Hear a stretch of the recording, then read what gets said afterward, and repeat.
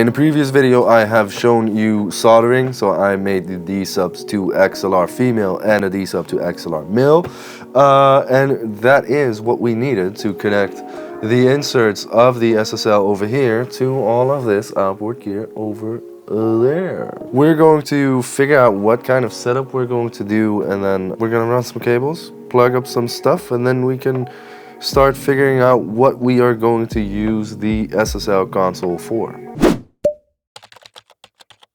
We've got the SSL over here, and as you know from the previous video, we connected it in a way with the jumper cables that we have inputs 1 through 8 on these faders, but also on these faders, which means that I can now feed A channels into this console and also use parallel compression on either of the faders. So I could make this the main drum bus, for example, and then this could be the parallel drums, and I could do the same with vocals, instruments. So I might be going back to the 4-bus structure I had of all drums, all music, all vocals, and all effects, though I kind of want to swap that out and make it all drums, all bass, all music, and all vocals, because I kind of just want to keep the effects with the group that it belongs to, because that's easier for bouncing, and I can just print those 4 stereo stems and have that for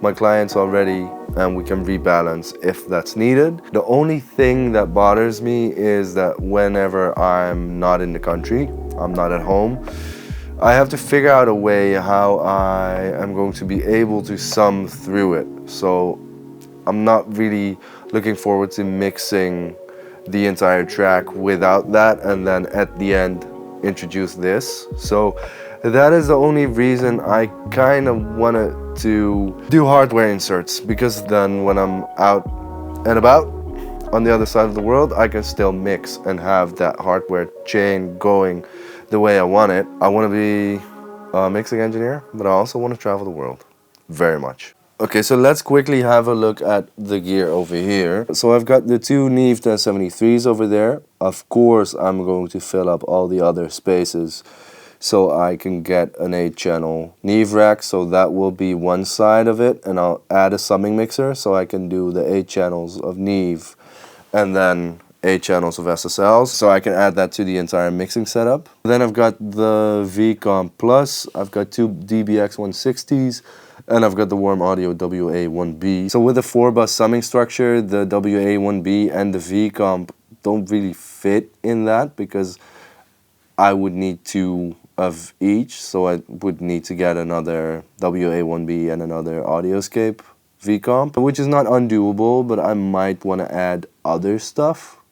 So that's still something I'm debating about. Like, maybe then it would be a 2 mono vocal chains or something. So as you can tell, I still have a bit of stuff to figure out. I guess I just need to plug in those D-sub to XLRs, hook this stuff up, try it in a summing setup, and try it in the hardware insert setup, and then just figure out what I like best. So let's go do just that.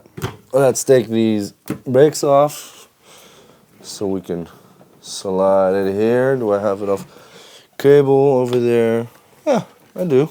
There we have the insert send and the insert return, and that needs to run all the way over there to that rack. So let's get going.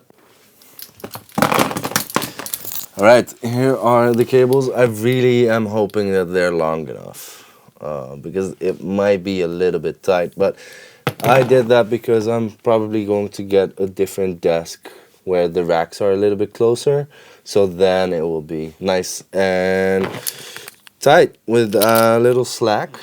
I of course didn't do that because of that. I did it because this was the cable length I had, but hey, fake it until you make it, right? Okay, so these are the male XLRs, so that means that goes into the units, so that is the send from the console. So I'm going to need to find a small screwdriver for this, but for now we're just going to plug that in. The females will be the outputs of the units, so we are going to connect that to the return, because those outputs return to the console.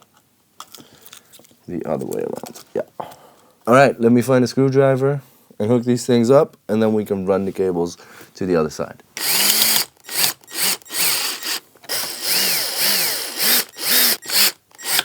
Right, all of those cables are in the back of the SSL. Now, let's run it behind the desk over to that rack over there. And then let's see which compressor EQ unit is going on which insert. Really hoping they're long enough. They don't seem that long. So, we're not gonna make it super nice. And that is for later when we get a rack and everything.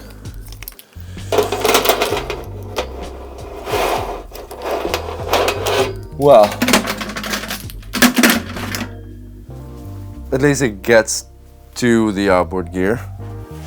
It's a little bit tight, maybe, but when we roll in the desk over here, maybe that helps. Okay, let's check the back of the gear and plug some cables.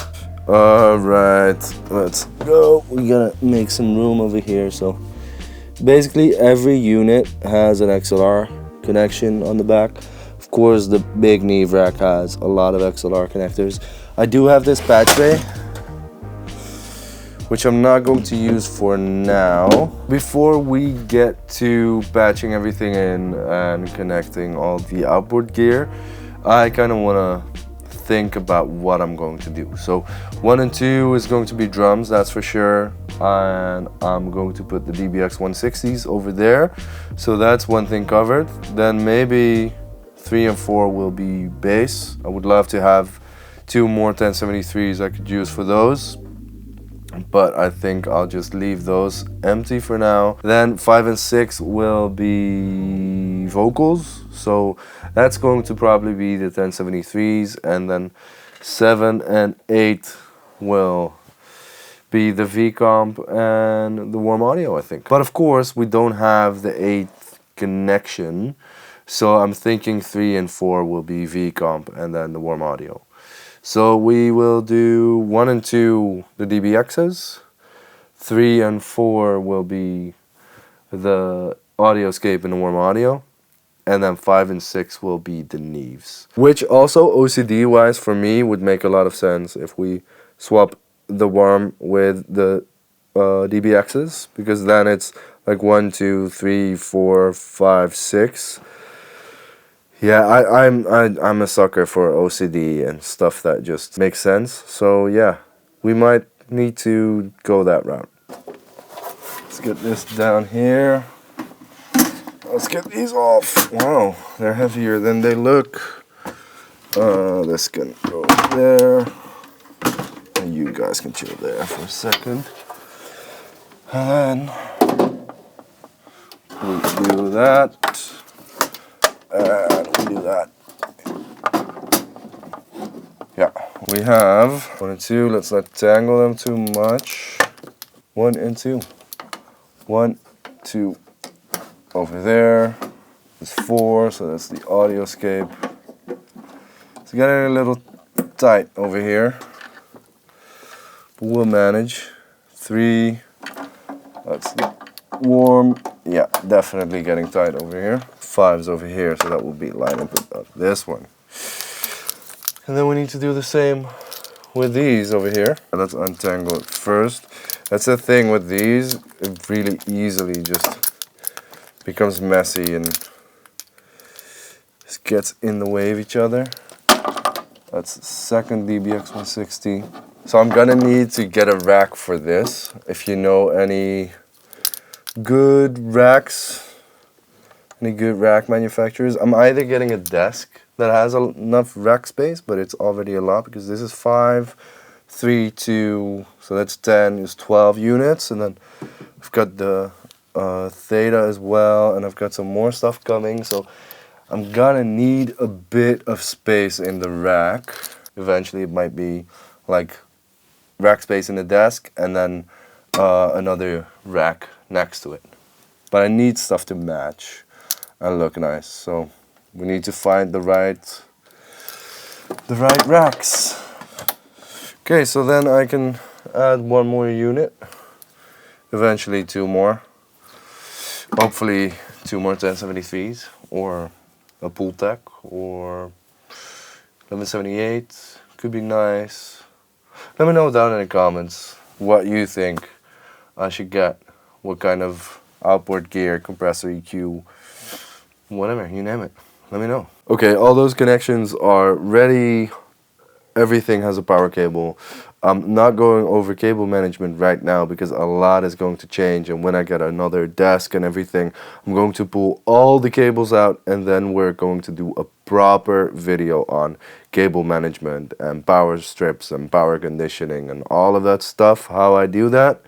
For now, it just needs to work. Today, I've got work to do, so we're gonna fire up the desk and we are going to check if every single one of these units is actually in proper phase, or if we maybe made some mistakes in soldering. So let's fire up the SSL and go check that out.